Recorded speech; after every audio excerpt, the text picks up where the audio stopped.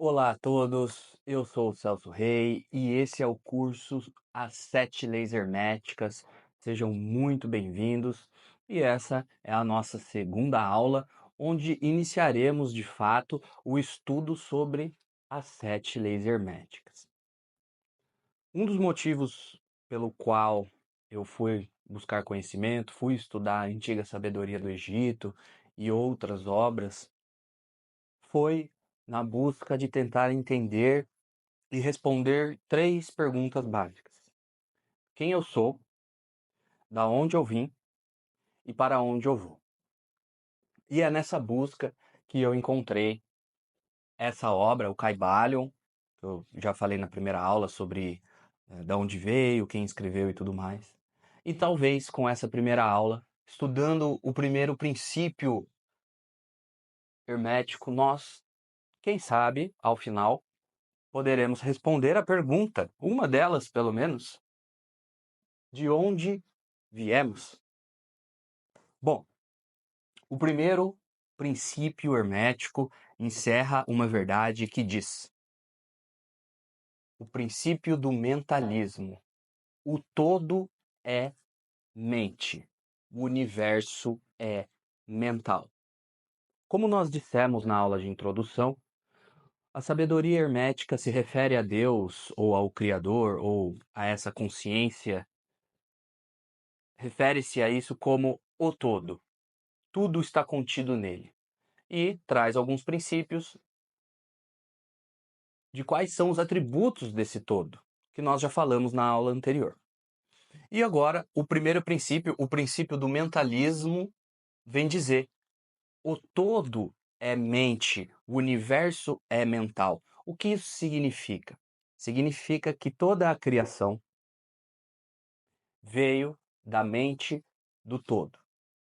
Em outras palavras, tudo o que existe em todos os universos, dimensões, períodos, espaço-tempos é criação viva da mente do todo. E, portanto, nós somos produto da criação da mente do todo.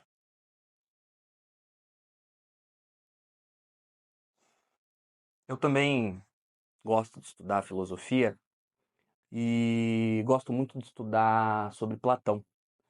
Platão traz para nós o conhecimento do mundo das ideias, dizendo que todas as nossas ações e manifestações começam primeiro no plano das ideias.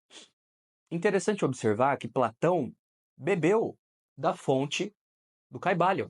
Sim, Platão estudou no Egito. Inclusive, na época de Platão, diziam que um filósofo não seria filósofo se não tivesse estudado no Egito. Era um dos requisitos para ser considerado um sábio, um conhecedor, um buscador.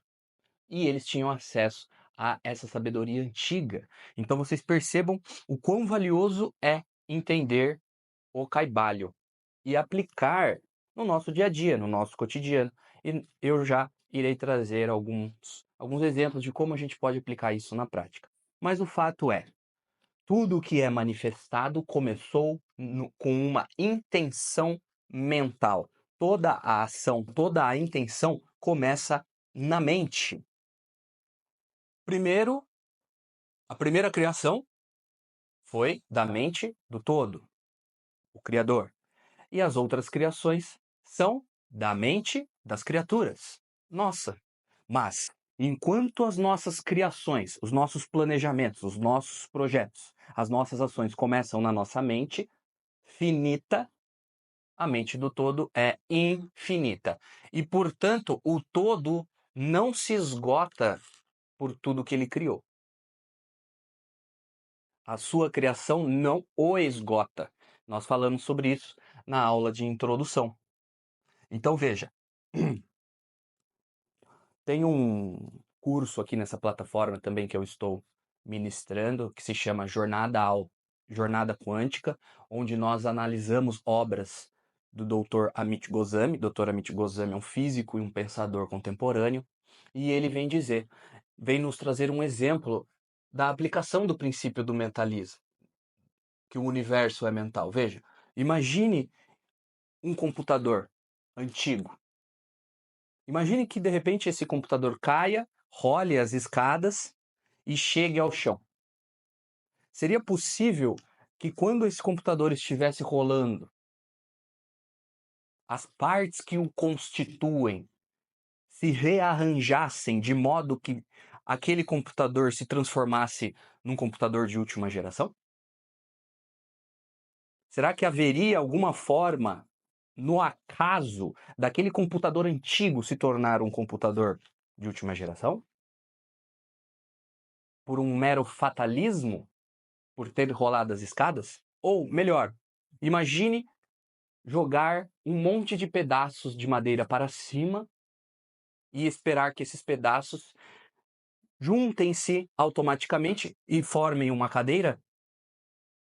Vocês irão dizer, bom, mas isso é impossível, isso não pode acontecer. Por quê? Por causa do princípio do mentalismo, ou seja, o computador de última geração e a cadeira estão no plano das ideias, e é de lá que a sua criação surge.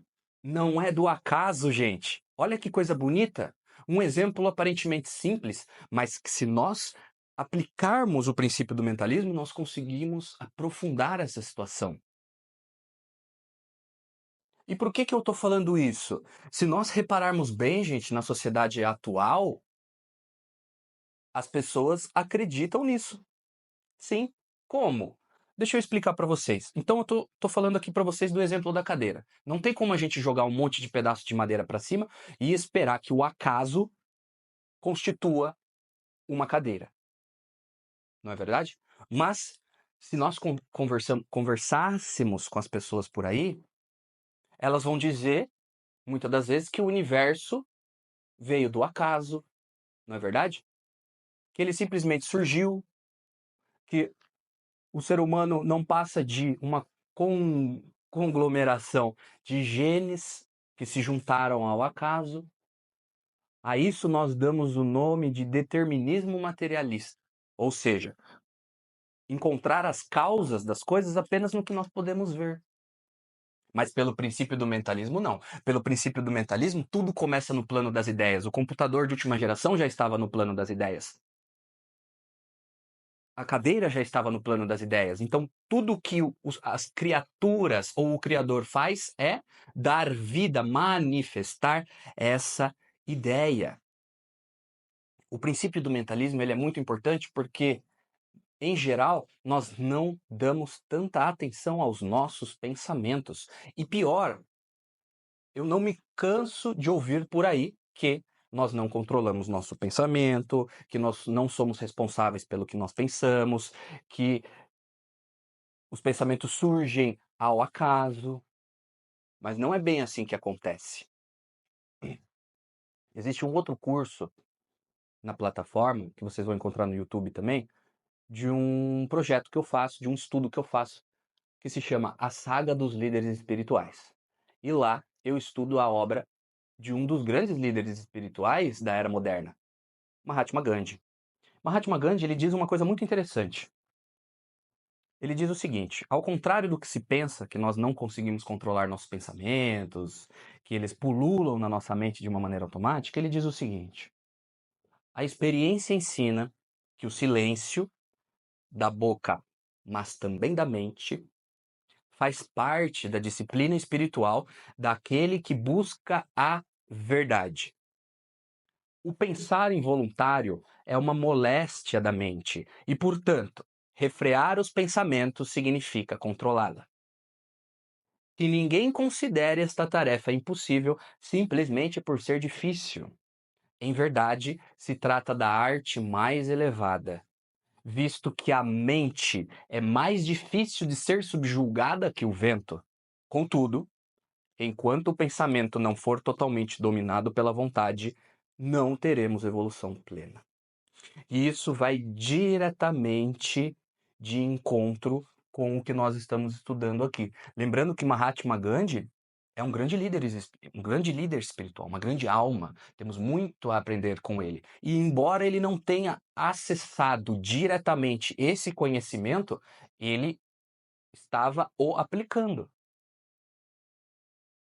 Então veja, a maioria das pessoas, e eu quero convidar você nessa aula para fazer essa reflexão, acredita no acaso, que as estruturas complexas do universo surgiram de maneira espontânea, sem que haja uma mente criadora, sem que haja um grande arquiteto, mas isso vai contra a razão, isso vai contra a lógica, isso vai contra a nossa própria intuição. Desde os primórdios, as primeiras civilizações já intuíram que existia um grande arquiteto, uma mente pensante viva por trás de tudo que é complexo, que a realidade física é consequência de uma intenção mental. De quem? Primeiramente, do todo, e depois nossa. Então, se nós queremos manifestar algo no plano físico, nós precisamos pensar nisso. Trazer essa ideia do campo das ideias, onde tudo está. Existe um professor, talvez vocês conheçam, o professor Hélio Couto, que fala bastante sobre o Amit Goswami, traz também bastante esse conhecimento, e ele fala que basicamente a nossa função enquanto criatura seria dar passagem em nós às criações do todo, ser um canal das criações do todo, pegar as coisas do plano das ideias, desde que sejam ideias virtuosas, sublimes, com o objetivo do bem viver, para que nós possamos dar vida a isso. Então, vamos refletir sobre isso. A importância que há em educar os nossos pensamentos, que é uma inverdade o que escutamos por aí, que nós não controlamos os nossos pensamentos. Gandhi já disse, não é porque é uma tarefa difícil que é impossível. Ele mesmo foi a prova viva disso. E depois, através dos outros estudos que eu vou trazer para vocês, nós veremos que em outros planos de existência, a mente é tudo o que há. Então, deve haver, sim, é imprescindível o controle dos pensamentos. Não é segredo para vocês que eu gosto de estudar bastante a doutrina espírita, entre outros. Eu gosto da obra de Allan Kardec, a maneira como ele sistematizou toda essa questão dos espíritos, e eu acho válido trazer para vocês que ele aborda isso. Em uma das questões do Livro dos Espíritos, ele diz: o pensamento é um atributo da alma, ou seja, o pensamento é a nossa essência. O controle dos nossos pensamentos é a chave da nossa saúde. A Lucilena Galvão, como vocês sabem, aqui no meu curso, nós estamos estudando duas obras principais, o Kybalion e Para Entender o Kybalion, da Lucilena Galvão. E a Lucilena Galvão, ela vem nos dizer, né? As coisas evoluem de forma ordenada para estados cada vez mais complexos. Evidentemente, isso tem que ser pensado em algum plano. A evolução é uma realização no plano concreto que veio do mundo das ideias, na mente do todo. Aquilo que os indianos chamam de Mahat. Então, os padrões mentais que você alimenta vão aguardar a oportunidade para gerar fatos na sua vida, sejam eles positivos ou negativos. Não são apenas os atos físicos que geram consequências. As criações da mente geram consequências tão reais quanto os físicos, ou até mais. E é por isso que muitas das vezes as pessoas são desacreditadas pela medicina tradicional, que busca a causa nos órgãos que estão disfuncionais tão somente.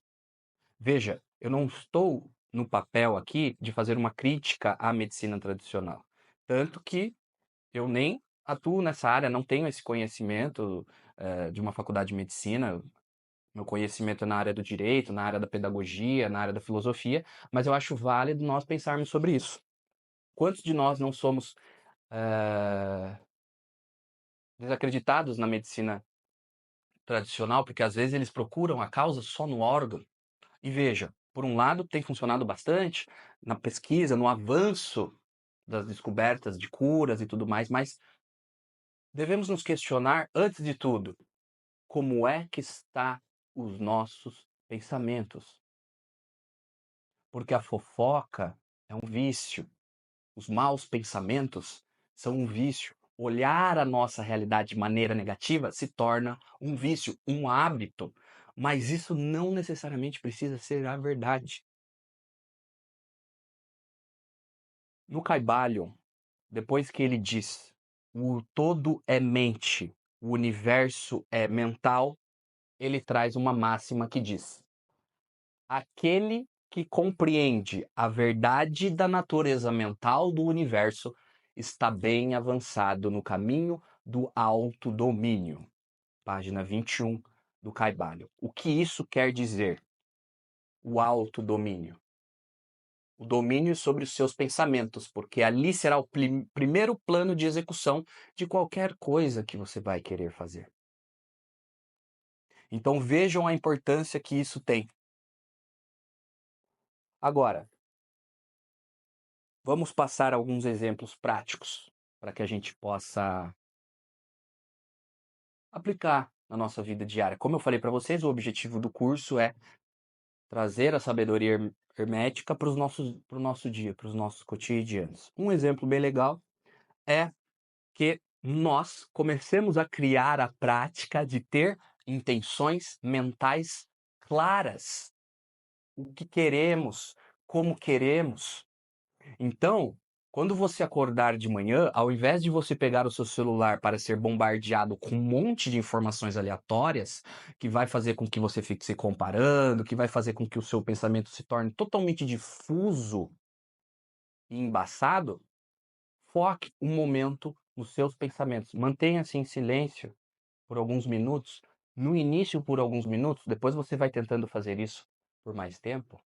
E mentalize o que você deseja para o seu dia. Traga uma intenção mental clara. Desejo um dia harmônico, de muitos aprendizados, conduta reta, de tranquilidade, porque isso vai gerar imprints no seu subconsciente que vai ficar aparecendo durante o dia. Isso é estar vigilante. Isso é atuar no plano mental. Isso é aplicar o princípio do mentalismo no nosso dia a dia. Outro exemplo: substitua pensamentos negativos por pensamentos positivos. Por exemplo, puxa vida, isso eu nunca vou conseguir fazer. Puxa, isso não é para mim. Ah, desse jeito eu não vou conseguir. Você pode substituir por isso. Se você não acredita que você vá conseguir fazer algo naquele momento, pelo menos pense: nesse momento eu não consigo fazer isso, mas conseguirei, desde que me mantenha no caminho da evolução. É claro, gente, que se a gente não toma cuidado, esses discursos caem aí de uma forma que as pessoas criticam, falam: ah, mas isso é uma positividade tóxica, mas isso é tudo baboseira. E não é. Nós temos que tomar cuidado com isso. É claro que um conhecimento, quando ele se torna muito, muito, muito popular, ele tende a sofrer algumas alterações. Às vezes, uma pessoa mal intencionada pode alterar esse conhecimento para o mal e a outra pode utilizar esse conhecimento para o bem, complementando ele. Então é diferente, não é verdade? Então veja, nós somos os responsáveis pelo nosso padrão mental. Eu gosto de tirar pelo menos 1 hora ou 1 hora e meia de todos os meus dias para me manter em silêncio. Então, ao final do dia, depois que eu terminei os meus afazeres, eu gosto de chegar em casa, eu tenho uma poltrona confortável, pego uma vela, é uma questão pessoal, não precisa ter vela, apago todas as luzes, acendo a vela e fico em silêncio. Apenas em silêncio, durante 1 hora, 1 hora e meia. Depois que eu consigo aquietar, me acalmar depois de um dia intenso, aí eu começo a trazer no plano das ideias vibrações positivas. Ou seja, eu vou trazendo afirmações positivas, agradecendo pelo meu dia, agradecendo pelo aprendizado, desejando um bom dia, uma boa noite de sono, me preparando mentalmente para dormir, para acordar. Vejam, gente, todas essas coisas que a gente faz, comer, acordar, dormir, são rituais. Então, é preciso haver o preparo para isso, a aplicação do princípio do mentalismo. Você pode dizer as afirmações, porque a palavra tem poder. Por quê? Porque a palavra nada mais é do que a manifestação do seu pensamento. Inclusive, eu até trouxe aqui um texto, a sabedoria, os conhecimentos védicos tratavam muito sobre essa questão das palavras. As palavras têm poder. Uma palavra ela é dita mentalmente, mas também através das cordas vocais. Mas é dita. Veja, uma palavra dita teve o seu início na mente. As palavras têm poder. Não é à toa que no sânscrito, por exemplo, a palavra falada, para eles, é a materialização da vibração mental. Uma espécie de onda criadora que parte da consciência e molda a realidade. Palavra é pensamento em movimento. É a vibração do mentalismo tornando-se som, forma e influência. O sânscrito, ou Devanagari, escrita dos deuses, não é considerado apenas uma linguagem, mas uma linguagem vibracional, onde cada palavra possui uma frequência específica que corresponde à intenção espiritual ou cósmica por trás do som. Em muitas tradições védicas, inclusive, nos é trazido o conhecimento de que os sons são energias condensadas. Cada letra, sílaba ou mantra, em sânscrito, possui um comprimento de onda, que ressoa com os aspectos sutis da realidade. A pronúncia correta de mantras, por exemplo, alinha a mente, o corpo e o espírito. Então veja o poder de uma palavra. Se vocês pegarem aí os documentários da Segunda Guerra Mundial, veja o que Hitler fazia do seu poder da palavra. Moveu uma nação inteira a tomar ações. Vamos concordar aqui que foram ações nefastas, mas foi através do poder da palavra. Alguns estudiosos, historiadores, inclusive, diziam que quando Hitler, né, falava os seus discursava, chegava a ter orgasmos físicos.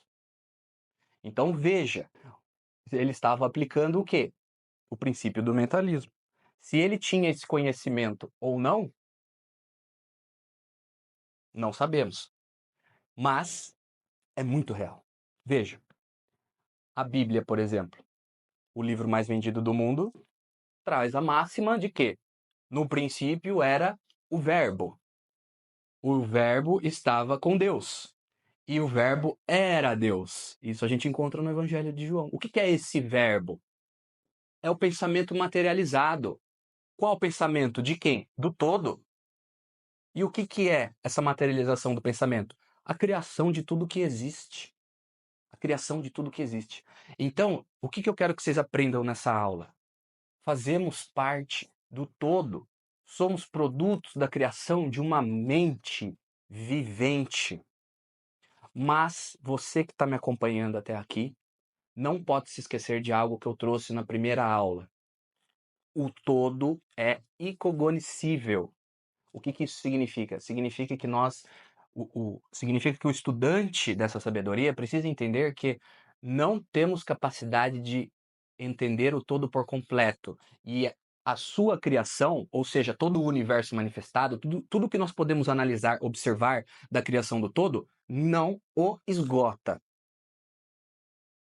Na dúvida, busque sempre pelos atributos do todo.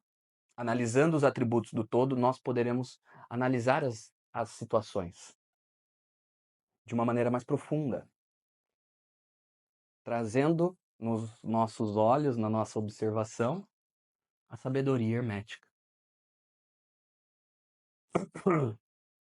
Outra coisa que nós podemos fazer no nosso dia a dia, substituir o negativo pelo positivo, eu já trouxe alguns exemplos, fazer visualizações mentais. Por exemplo, tem duas que eu gosto muito. Uma é o seguinte: você tem algum projeto? Você tem algum plano? Você tem algum desejo, algo que você quer muito? Por que você não realizou isso até o momento?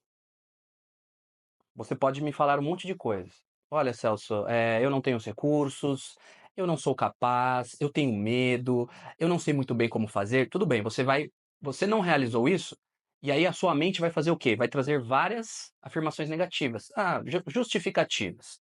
Vamos fazer um exercício aqui? Vamos deixar por um tempo de lado as justificativas e só se visualize fazendo. Traga uma visualização positiva de você realizando isso. Deixe o medo de lado, deixe as justificativas de lado, faça isso na sua mente, dentro da sua mente, você com você mesmo. Doutor Amit Goswami vai dizer que a projeção da imagem da nossa mente cria um universo holográfico. A nossa mente não sabe distinguir o que é verdade do que é mentira. Então, faça isso por você. Faça esse bem para você. Deixe o medo de lado. Deixe a justificativa de lado, você com você. Apague as luzes, feche os olhos, sente-se num lugar confortável e visualize. Pense que você está onde você deseja estar, com o projeto que você deseja fazer, com a pessoa que você deseja, fazendo algo de positivo para você, de positivo para os outros. E sinta esse momento dentro de você. Sinta a alegria da conquista. Sinta o prazer da conquista, sinta tudo isso dentro de você, porque você tem esse poder.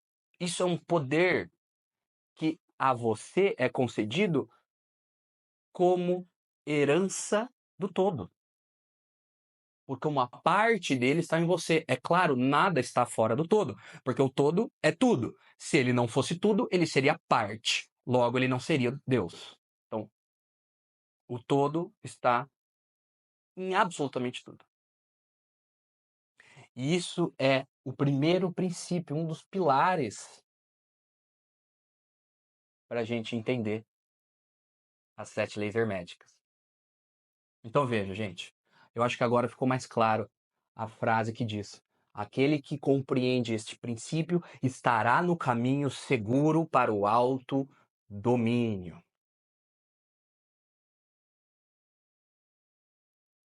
E é muito engraçado observar algumas situações na nossa sociedade, né? Às vezes a gente tem a mania de achar que para a gente mostrar que estamos se importando com o problema de um amigo, por exemplo, nós precisamos ficar tristes junto com um amigo, né?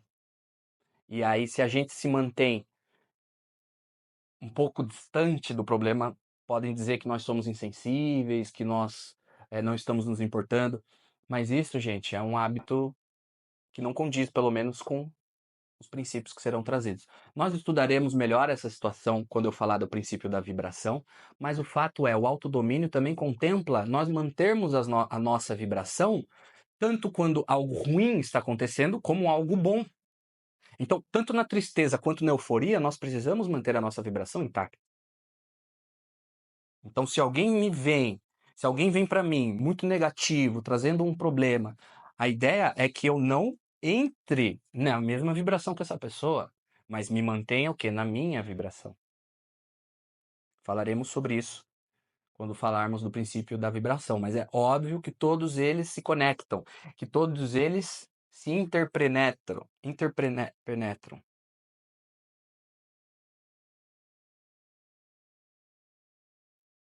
Então é isso. Eu espero que, se você está assistindo essa aula aqui, se você chegou até aqui, você tente verdadeiramente aplicar esse princípio na sua vida e fazer esse tipo de exercício. Não é fácil.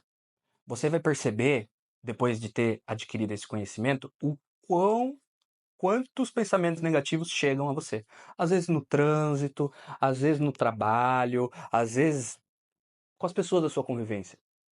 Mas aquele que busca essa conexão, esse conhecimento precisa começar a educar os pensamentos. A palavra tem poder. A palavra dita tem muito poder e a palavra não dita tem poder. O que é a palavra não dita? É o pensamento. É o código. A palavra. Porque no princípio era o verbo. E o verbo estava com Deus. E o verbo era Deus. Tem uma coisa que eu presencio. Antes eu não entendia muito bem, hoje, depois dessa explicação já fica mais claro.